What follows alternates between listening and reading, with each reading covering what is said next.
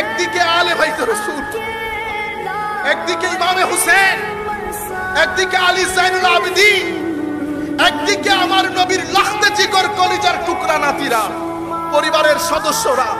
আমি জানি না আমার নবীর মাজারে পাকে সেদিন কোন কিয়ামত বর্পা হয়েছিল। আমার নবী মদিনার জমিনে উম্মু সালামা রাদিয়াল্লাহু তাআলা আনহাকে, সিহাসিদ্দার কিতাবে হাদিসগুলো আসে নাই, আমার ভাইদের মুখে তালা লেগেছে। প্রত্যেকটা পরিবারের মধ্যে ডিপ্রেশন কাজ করছে, প্রত্যেকটা পরিবারের মধ্যে অশান্তি কাজ করছে। আমরা শান্তির নাটক দেখাই, বাইরে থেকে দেখাই আমরা খুব শান্তিতে আছি, ইম্পসিবল।